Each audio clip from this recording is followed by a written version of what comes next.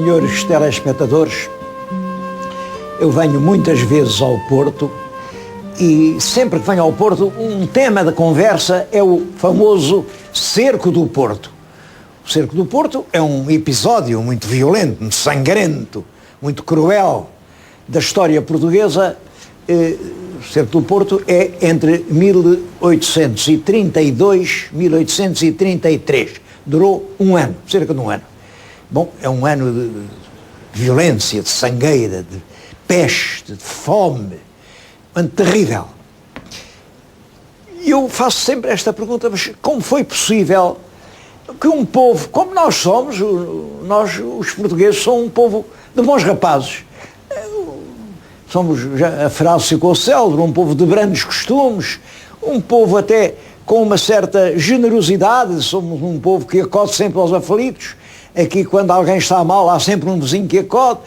Somos o país na Europa que tem uma maior percentagem de misericórdias, uma maior percentagem de associações de bombeiros voluntários. Portanto, somos uma gente, um povo amigo, afetuoso. Como foi possível andarmos durante 2 anos, porque essa guerra civil durou 2 anos, a matar-nos uns aos outros? Houve milhares, o balanço final é de milhares de mortos. Como foi possível? Bom, eu queria falar agora sobre o Cerco do Porto, mas estão a ver lá fora, está a cair uma chuva intensa, é completamente impossível ir agora lá para fora falar da chuva, ficava encharcado e acabava por não dizer coisa nenhuma. Resolvi uma coisa, acho que bem, escolhi o lugar mais ilustre, mais heroico do Cerco do Porto, o lugar que ficou célebre, o convento da Serra do Pilar. Quando o Dom Pedro, com o Exército Liberal, entrou no Porto, mandou logo aqui ocupar este convento, que era só por si, uma espécie de fortaleza, mandou fortificar os terrenos à volta, para isto permitir sempre a travessia do rio. Isto domina o rio. Aqui havia uma ponte de barcas, agora vê-se que uma ponte de ferro, mas é claro, foi feito cerca de 50 anos depois, já do tempo do rei Dom Luís. Mas nesta altura não, havia só uma ponte de barcas, era um tabuleiro estendido sobre barcas e, portanto, isto aqui garantia que se podia sempre passar o rio. Devo dizer que veio para aqui um brigadeiro Torres a defender isto e lutou como um leão.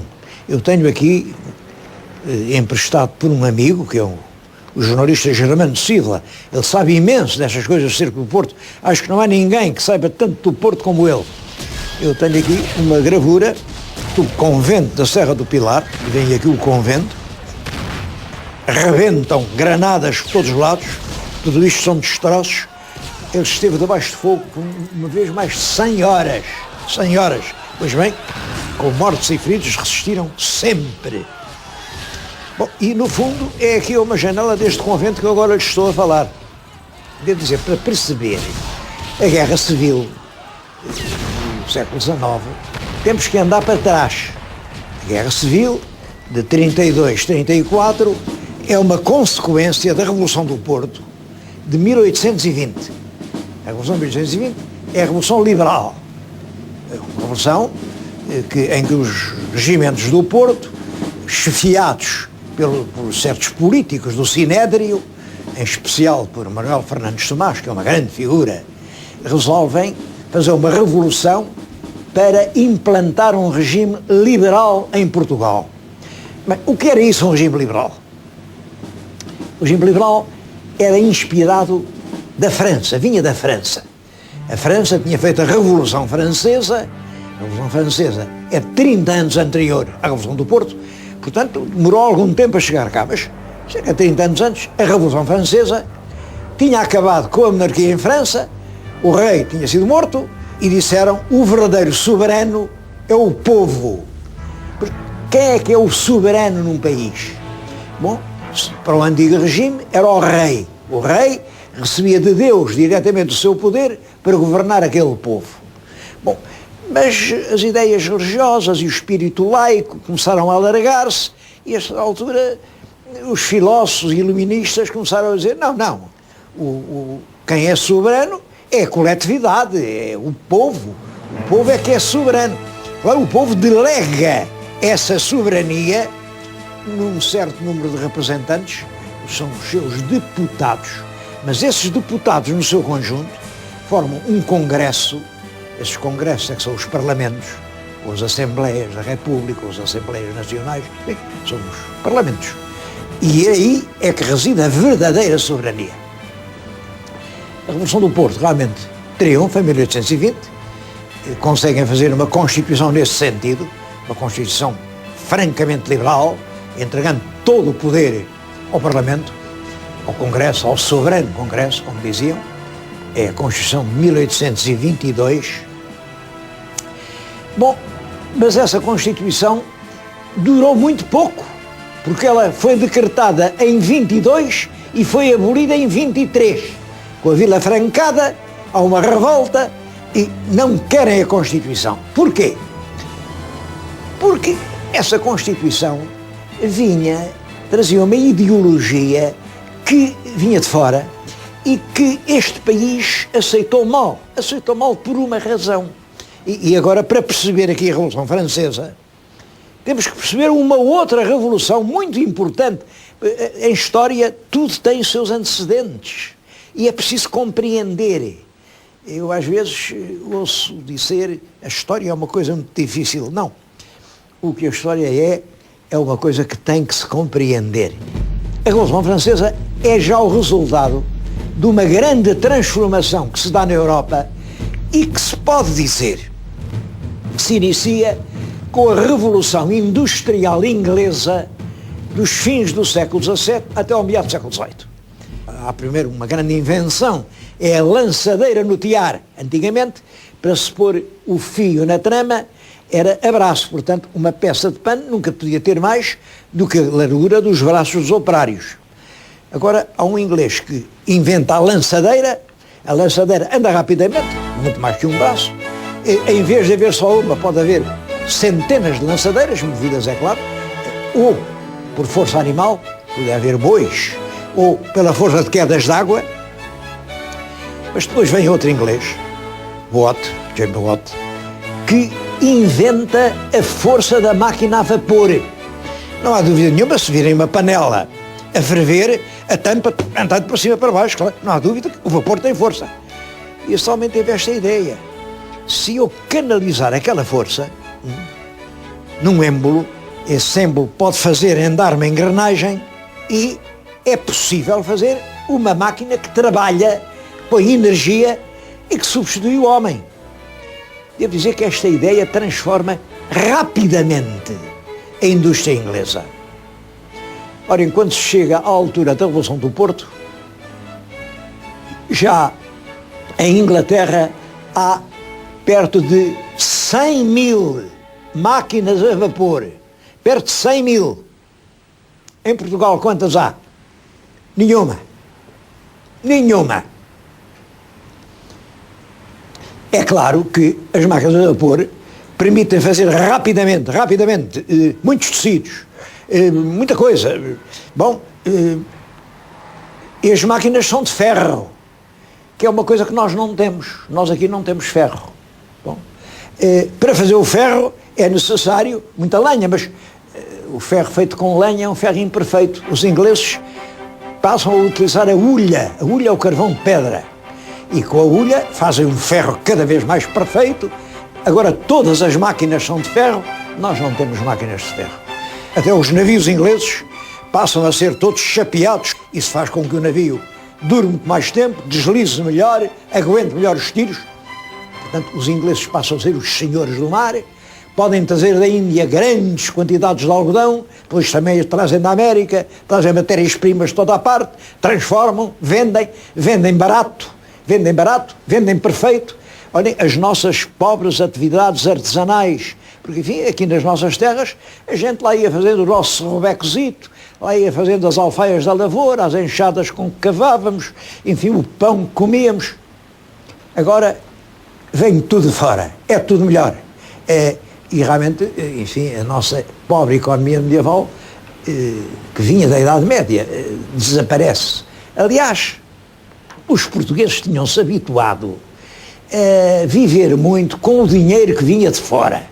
Quando se dá a Revolução Inglesa, nós estamos a viver do dinheiro que vem do Brasil, do ouro do Brasil. O ouro do Brasil permite-nos comprar tudo o que quisermos. Portanto, não é preciso produzir aqui bens internos. E os nossos homens de dinheiro servem-se do dinheiro para o comércio, não é para produzir bens. Nós não temos que produzir bens.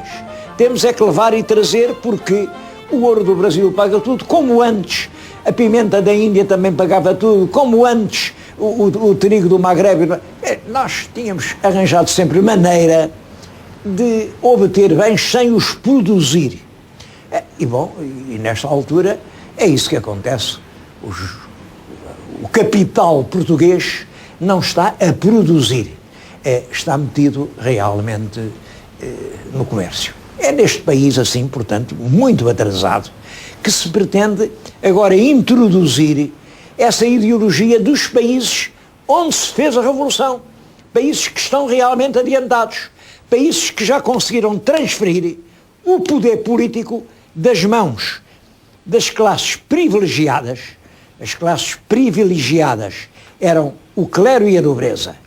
Em França, o clero e a nobreza é que têm todos os direitos, todos os poderes, não pagam impostos, só eles é que podem, na tropa, ter galões nas mangas, no clero, eles é que são bispos, eles é que são tudo. O povo serve para quê? Serve para pagar impostos e para trabalhar. Bom, e a burguesia? E a burguesia também não tem dinheiro, mas não tem direitos. Bom, é isso que provoca a Revolução Francesa. Na Revolução Francesa é uma grande e violenta transformação em que o poder passa das mãos da nobreza e do clero para as mãos da alta burguesia, que faz os negócios e que tem do seu lado realmente o povo. E aliás, isso é essa aliança do povo à Revolução que permite que a França resista heroicamente às coligações de todos os países da Europa. Os países juntam-se na primeira coligação, segunda coligação, terceira coligação, quarta coligação, exércitos russos, austríacos, alemães, suecos, espanhóis, e toda a gente se junta contra a Revolução, mas são sucessivamente derrotados pelo povo francês. A Revolução triunfa porque tem o povo do seu lado. Bom, e é essa ideologia que chega aqui, só que aqui não há a tal burguesia forte para a sustentar. É por isso que a Constituição de 1822, cheia da Revolução do Porto, durou menos que um ano. Volta-se outra vez ao antigo regime, olha, volta-se outra vez ao poder absoluto do rei Dom João VI. Simplesmente, as ideias tinham entrado nas classes universitárias, os estudantes, no exército, muita gente, alguns poucos religiosos, mas enfim, os homens de letras entendiam, queriam realmente uma teoria nova, queriam realmente adotar em Portugal a teoria da soberania do povo. A maioria da população eram agrários, estavam dominados, a propriedade pertencia ou à igreja ou aos poderosos fidalgos e, portanto, essa grande maioria não estava preparada para receber essas ideias novas. Porque é preciso perceber isto. Cada regime tem que estar de acordo com a situação económica ou social da sociedade a que se vai aplicar. Ora bem, acontecia que o regime que estava certo para a França ainda não estava certo para Portugal, mas as ideias já cá estavam. Bom, é isso, esse conflito entre as ideias de fora, as ideias modernas, as ideias do futuro e o país antigo, o país agrário que nós ainda éramos, que origina a Guerra Civil. A Guerra Civil, o pretexto é este. Quando morre o rei Dom João VI, ele morre em 1828, quem é que lhe deve suceder? Ele tem 2 filhos. O mais velho é Dom Pedro, o mais novo é Dom Miguel. Claro, rei morto, rei posto, mas é claro, quem herda é sempre o filho mais velho, é Dom Pedro. Só que Dom Pedro tinha-se proclamado imperador do Brasil. eu agora, quando vim ao Porto, consegui obter este livro, que é muito bom e explica muito bem tudo isso. Elogio histórico do Sr. Dom Pedro, é uma homenagem prestada pela Academia das Ciências. Começa por ter aqui o retrato de Dom Pedro, que a viúva de Dom Pedro ofereceu à própria Academia das Ciências e que ainda hoje lá está. Este, portanto, era o filho mais velho, este é que devia herdar o trono. Bom, este homem era imperador do Brasil e ele não podia ser ao mesmo tempo imperador do Brasil e rei de Portugal, porque isso era acabar com a separação do Brasil, era unir outra vez os dois reinos que se tinham separado. Portanto, ele tinha que escolher ou imperador ou rei, e ele escolheu. Ele antes queria ser imperador e, portanto, os seus direitos de rei de Portugal abdicou-os na filha Dona Maria da Glória, que era uma menina de 4 anos, nessa altura, 3 anos, era pequenina, e disse: esta é que é a rainha. Bom, esta rainha vai casar com o meu irmão Miguel.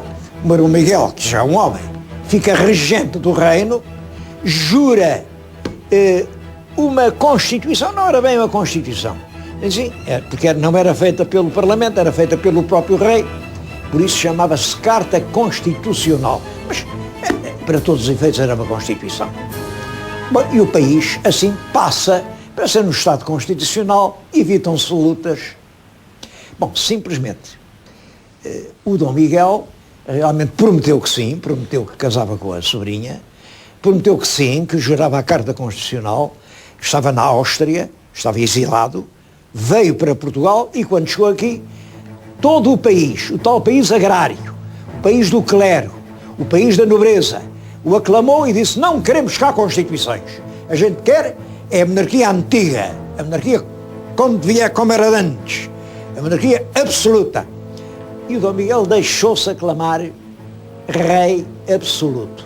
Bom, rei absoluto, portanto, toda a gente que já recebia as ideias novas ficou contra. É nesse momento que se instala em Portugal, e para sempre, esta diferença, esta separação entre direita e esquerda.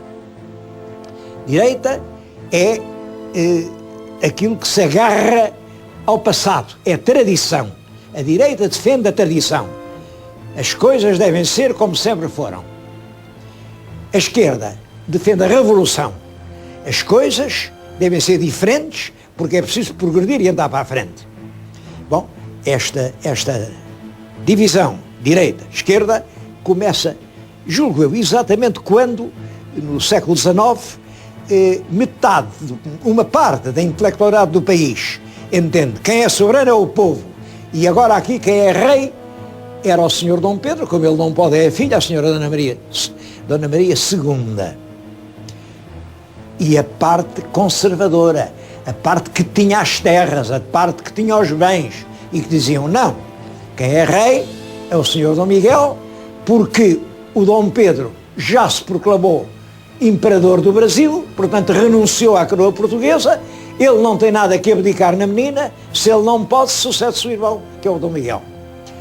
Ambos tinham razão, O que aconteceu foi que o Dom Pedro, que era um político, ele no fundo era liberal, mas lá no Brasil era ele quem punha e dispunha, e quando o Parlamento não fazia o que ele queria, ele dissolvia o Parlamento.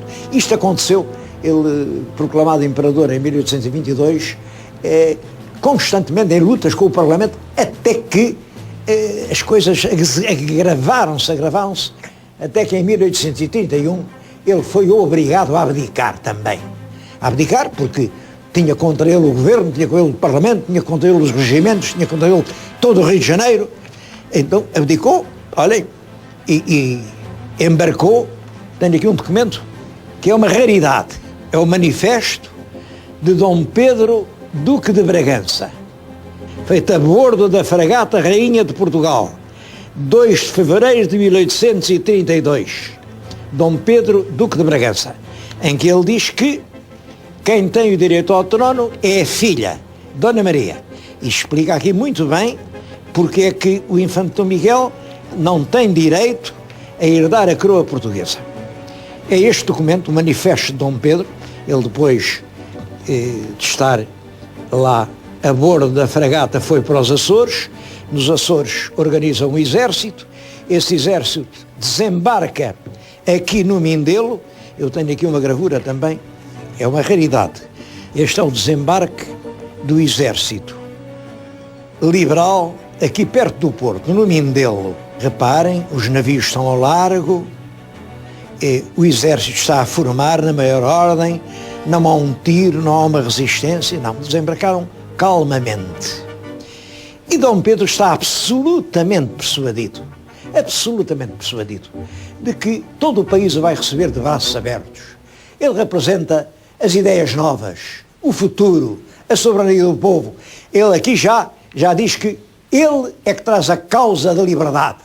O liberalismo apresenta-se como defendendo a liberdade contra o regime anterior mas enganou-se de facto.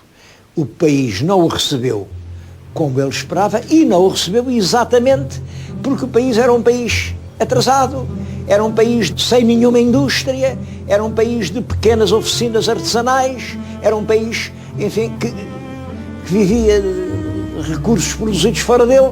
Portanto, não havia as condições sociais para que as populações quisessem realmente o estatuto político que Dom Pedro lhes queria dar.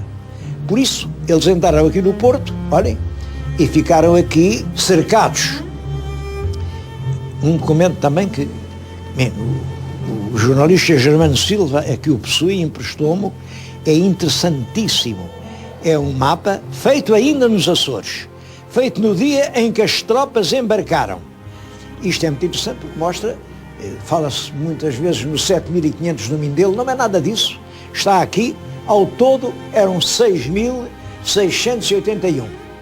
Desses 6.000, há aqui o corpo académico, que chama depois o batalhão académico, que eram 90. Havia 90 estudantes que acompanhavam Dom Pedro. Também havia alguns soldados estrangeiros que vinham ganhar a sua vida, que eram 448 franceses e 363 ingleses. Ao todo, 811 mercenários estrangeiros. Estou a falar neles porque esses mercenários estrangeiros aqui no Porto portaram-se muito mal e levaram esta gente até a irritar-se contra a presença. Bom, a verdade é que ele aqui no Porto sofreram um ano, eles fizeram várias saídas, mas eram sempre vencidos, e quem lhes valia era aqui o valente general Torres, aqui, mais ou menos onde eu agora estou, aqui na Serra do Pilar, que cobria os embarques e desembarques, defendia a ponte das barcas, que era ali embaixo, e valentemente permitiu que as tropas liberais nunca fossem esmagadas. Bem, em todo caso, tudo parecia perdido. Quando, para aliviar um bocadinho, porque aqui os liberais, já lhes disse, 6.600 e tal, e o exército do Dom Miguel eram 80.000. Não é possível vencer assim, não é possível. Bom, tudo parecia perdido. O próprio Dom Miguel estava cá em cima, à frente dos seus imensos exércitos, quando aqui resolvem, para aliviar esta pressão, obrigar a uma segunda frente e vão desembarcar no Algarve. No Algarve não havia tropas, portanto eles do Algarve passam ao Alentejo, também atravessaram o Alentejo rapidamente. Bom, chegaram a Cacilhas.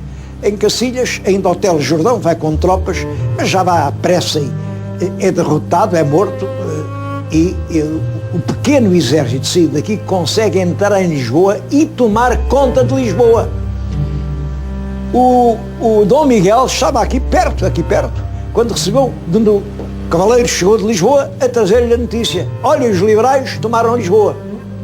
Bom, ele ainda tentou, foi lá abaixo, a guerra ainda durou mais um ano, mas é claro, perdeu, e foi assim que a vitória dos constitucionalistas se fez em Portugal. Há muitos episódios pitorescos que eu gostaria de contar, mas realmente o tempo não permite.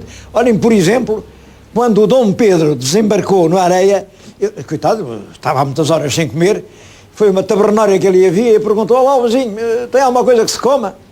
Bem, e o taberneiro disse: saiba, Vossa Majestade, que tenho Tenho a comida dos 3 Fs. 3 Fs, que diabo é isto? É fanecas frescas fritas. Então traz lá isso. Bem, o rei comeu, a faneca frita, como sabem, é uma delícia. Comeu, e depois quando o outro se preparava para acrescentar a conta, diz-lhe o imperador, olha, acrescenta lá mais um F, não é 3 Fs, é 4. Eram frescas, fritas, fanecas, fiadas. Eu não trago dinheiro para te pagar. É verdade, ele não trazia dinheiro nenhum. Apesar de não trazer dinheiro, ele conseguiu aguentar-se valentemente aqui no Porto, conseguiu depois, através de um desembarque no Algarve, entrar em Lisboa e ganhar a capital é ganhar o país. Bom, e assim foi possível implantar em Portugal a Carta Constitucional e entrarmos num período que foi realmente difícil.